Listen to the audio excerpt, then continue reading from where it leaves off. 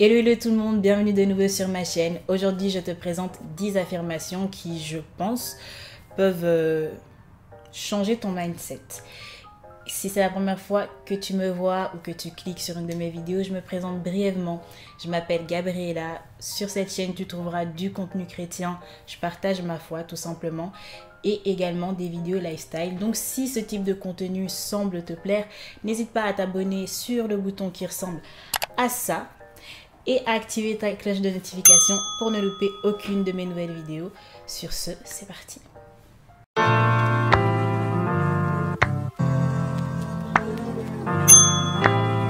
Si vous voyez que je regarde de temps en temps vers le bas, c'est parce que j'ai mes notes, pour ne pas dire n'importe quoi, hein. Comme ça, vous savez. Première affirmation, je suis aimée. Et une voix fit entendre des cieux ces paroles. Tu es mon fils bien-aimé, en toi j'ai mis toute mon affection. Marc 1, 11. Dans ce passage, on voit clairement que Dieu nous aime. Dieu dit qu'il nous aime, mon fils bien-aimé, un fils que Dieu aime tant. En toi, j'ai mis toute mon affection. L'affection, principalement, généralement, on ne la donne pas à quelqu'un que l'on n'apprécie pas ou qu'on ne côtoie pas ou que l'on n'aime pas, tout simplement.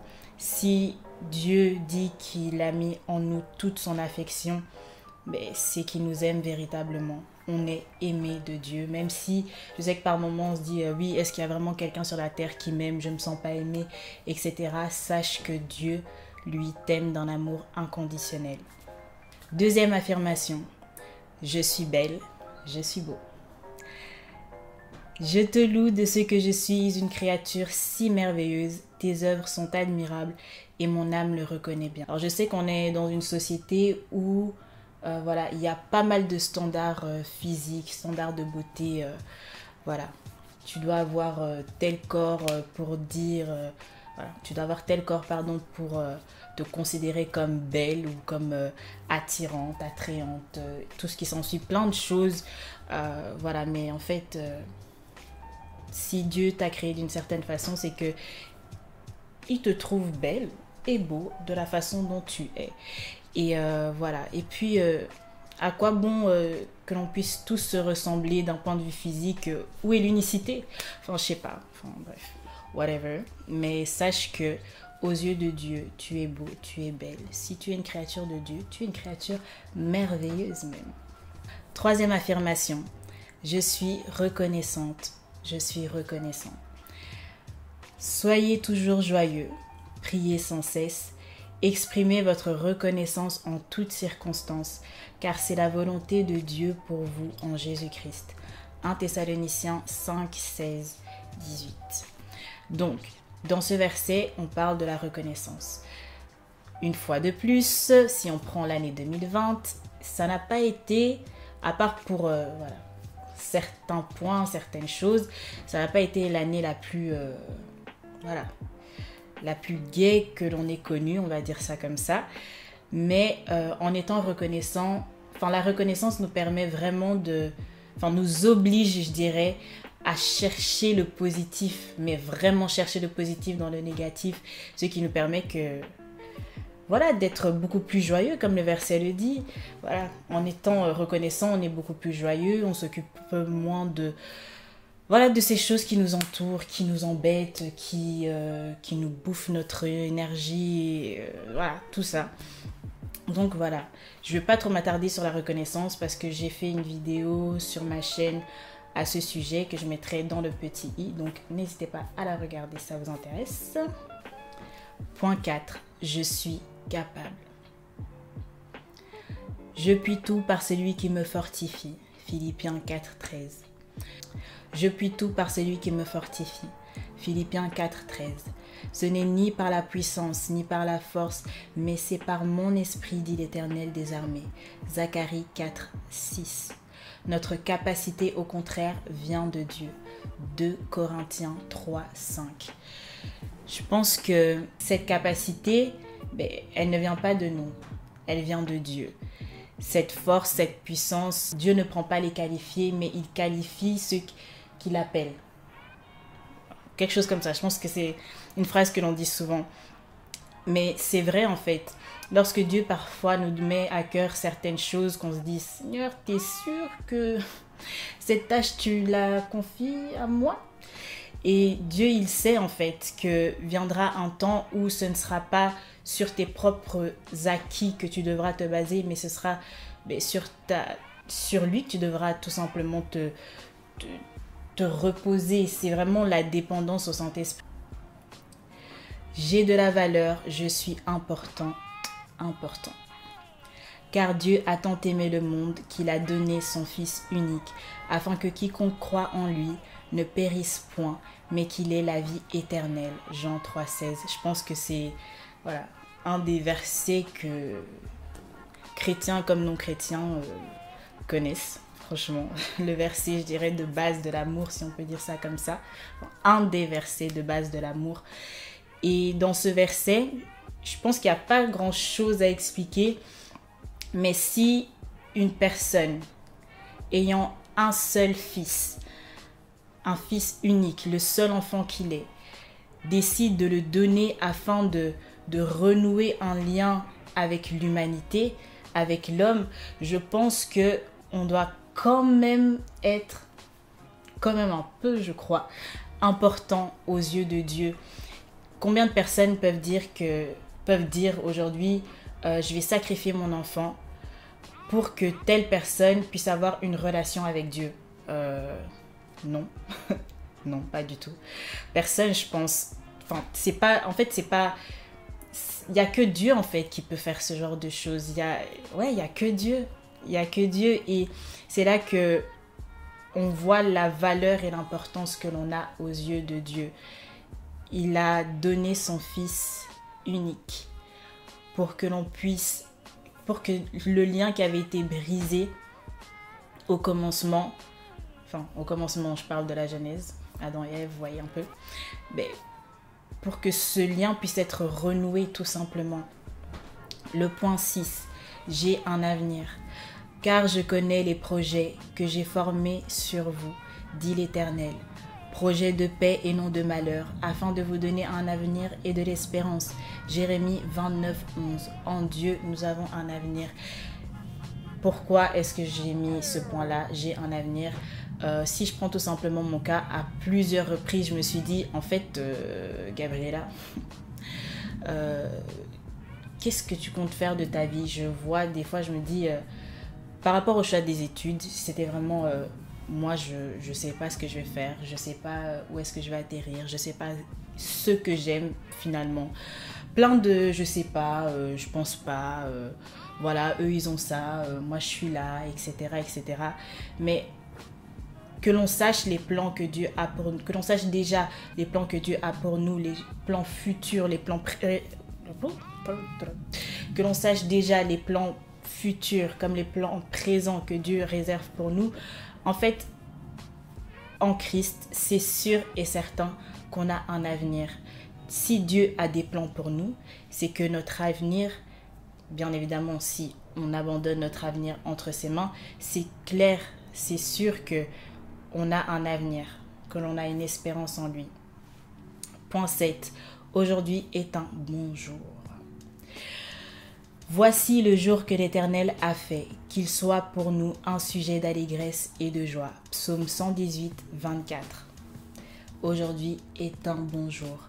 Je sais que des fois on se réveille et on se dit « Ah ouais, je dois faire ça, il y a encore telle chose à faire, je suis encore dans cette même situation, encore dans cette même galère, encore dans cette même saison difficile, encore dans ce désert. Mais Seigneur, jusqu'à quand ?» Et en fait, c'est un bon jour. Pourquoi? Parce que premièrement, c'est un jour que Dieu a créé, un jour que Dieu t'accorde de voir, un jour où tu peux encore faire certaines choses alors que d'autres, eux, ne peuvent absolument pas le faire. Pourquoi? Parce que peut-être ces personnes ne savent pas marcher, elles ne savent peut-être pas voir, peut-être qu'elles ne se sont juste pas réveillées. Donc, chaque jour que Dieu fait est un bon jour. Et si tu as la possibilité de voir le jour en question, rends grâce à Dieu et vois ce jour comme quelque chose de positif, quelque chose que Dieu t'accorde de nouveau. Enfin, un jour de plus que Dieu t'accorde afin que tu puisses marquer la différence là où tu dois la marquer. Le point numéro 8, je suis intelligente, je suis intelligent. Car l'Éternel donne la sagesse. De sa bouche sortent la connaissance et l'intelligence. Proverbe 2, 6. Ayant été créé à l'image de Dieu, j'ai les caractéristiques de mon Père. Si de la bouche de Dieu sortent la connaissance, l'intelligence, la sagesse, de ma bouche aussi doivent également sortir ces choses. Voilà, tel il est, tel je suis. C'est pas simplement sur certains domaines, c'est dans tous les domaines. 9e point, Dieu peut également m'utiliser. J'insiste sur le également. Là, c'est pas vraiment un verset que je vais vous présenter, mais enfin oui, Marc 11. Oui. C'est Marc 11 du chapitre Marc 11 du verset 1 au verset 3. C'est voilà, Jésus devait faire sa rentrée à Jérusalem, mais il avait besoin de monter sur un ânon, faire son entrée sur le dos d'un ânon. Il envoie ses disciples chercher un ânon, mais il donne une caractéristique. Il a dit « Je veux l'ânon qui est attaché ». C'est le signe qu'il a donné pour pouvoir prendre l'ânon dont il avait besoin. Et il précise à ses disciples que si quelqu'un demande, dites-lui tout simplement que le maître en a besoin. Je paraphrase, hein. Vraiment, ils s'y rendent, ils prennent l'ânon, le entre guillemets vendeur, on va l'appeler comme ça, demande vous êtes sûr que vous voulez vraiment cet ânon, genre celui que personne monte, celui qui est délaissé, celui que personne regarde, celui que personne ne voit de potentiel en lui. Vous êtes sûr que c'est celui-ci que le maître veut. Et oui, c'est celui-là que Jésus voulait prendre pour faire son entrée dans Jérusalem. Et dans ce passage plutôt, moi je vois tout simplement une image par rapport à nous qui parfois nous nous sentons comme non Seigneur, tu peux pas utiliser quelqu'un comme moi, je suis juste quelqu'un de lambda. Oui c'est vrai, je t'aime, oui je veux te servir, mais non, il y a telle personne qui est beaucoup plus qualifiée que moi, il y a telle personne qui connaît mieux la parole que moi, qui lorsqu'elle prie, voilà, tu dis, non, cette personne quand elle prie, limite le ciel est ouvert. Moi, je ne me sens pas comme ça et comme ci et comme ça.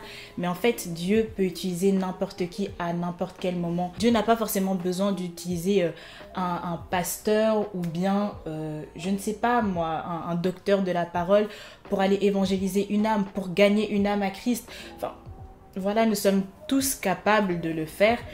Donc, Dieu peut m'utiliser. Pourquoi? Parce que je suis capable. Vous voyez, dans des précédents points. Je suis capable et Dieu peut également m'utiliser. On n'a pas besoin d'avoir un statut pour servir Dieu.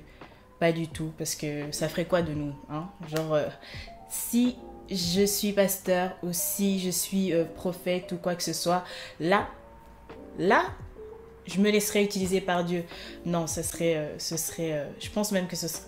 Je pense pas, je pense que c'est sûr, je crois que c'est sûr plutôt que ce serait vraiment hypocrite de notre part en fait, tout simplement. Et le dernier point, je ne suis pas seule. Et voici, je suis avec toi et je te garderai partout où tu iras. Et je te ramènerai dans cette terre-ci, car je ne t'abandonnerai pas jusqu'à ce que j'ai fait, ce que je t'ai dit. Genèse 28, 15. On n'est pas seul. Nous ne sommes pas seuls. En fait, c'est une présence. La présence de Dieu doit être la présence de Dieu doit être une présence constante. C'est un Dieu omniprésent, omnipotent, omniprésent surtout. Il est constamment là. On ne le voit certes pas, mais sa présence, en fait, il suffit d'en être conscient, même si on ne le voit pas, il suffit d'en être conscient. Alors, je sais que par moments on peut se sentir seul. Moi, je suis entourée d'une famille hyper aimante, vraiment, mais il m'est arrivé à plusieurs reprises de me sentir seule. Mais là, je sais que lorsque je suis comme ça, je sais que c'est pas l'amour de mes parents, de mon frère, de ma sœur qui me manque. C'est pas ça, c'est pas du tout ça. Là, ça devient je me sens seule parce qu'il y a un vide qui est en train de se créer au niveau du cœur en fait. C'est la place que Dieu devait avoir, ben, c'est comme si ben, il ne l'avait plus et du coup ben, je me sens pas bien. Je me sens pas bien et c'est là que tu te sens comme seule, tu as l'impression que personne n'est avec toi, tu as l'impression même que les gens qui t'aiment, ben, malgré l'amour qu'ils ont pour toi, cet amour-là, c'est pas suffisant. Et c'est tout simplement, ben, c'est tout simplement Dieu en fait. En fait, c'est de Dieu en fait dont on a besoin. En fait, hein, lorsqu'on a Dieu, lorsqu'on est conscient de la présence de Dieu, lorsqu'on est conscient de qui est Dieu, non seulement pour nous, mais de qui il est en général, tu ne te sentiras jamais seul. Tu sauras que tu es une personne capable. Tu sais que Dieu peut t'utiliser à n'importe quel moment. Tu sais que tu es une personne intelligente, une créature merveilleusement bien faite par les mains de Dieu. Enfin, toutes ces choses, tu en seras conscient. Après, je sais que, un peu comme une habitude que l'on essaye de mettre en place, ben, les paroles, au plus tu les répètes, tu les entends, tu les entends, tu les entends. Que tu le veuilles ou que tu le veuilles pas, inconsciemment, ça deviendra ta réalité. Donc moi, je te conseille, avec ces paroles, avec ces affirmations, si dans certaines, tu vois que tu te dis, ouais, je suis pas encore trop dedans là, ben, n'hésite pas à les répéter chaque jour en fait. Chaque jour, ou si tu es devant ton miroir, ou si, voilà, tu te lèves par exemple, tu termines de prier, tu les cites. T'as rien à perdre en faisant ça, si ce n'est gagner plus d'assurance, plus de confiance en toi, mais surtout en Dieu. Donc voilà, j'en ai terminé avec cette vidéo. C'était une vidéo vraiment simple. N'hésite pas à t'abonner et à activer la cloche de notification pour ne louper aucune de mes nouvelles vidéos. Et on se dit à la semaine prochaine pour une toute nouvelle vidéo. Je dois arrêter de chantonner tout le temps. Oh. Bon, bye.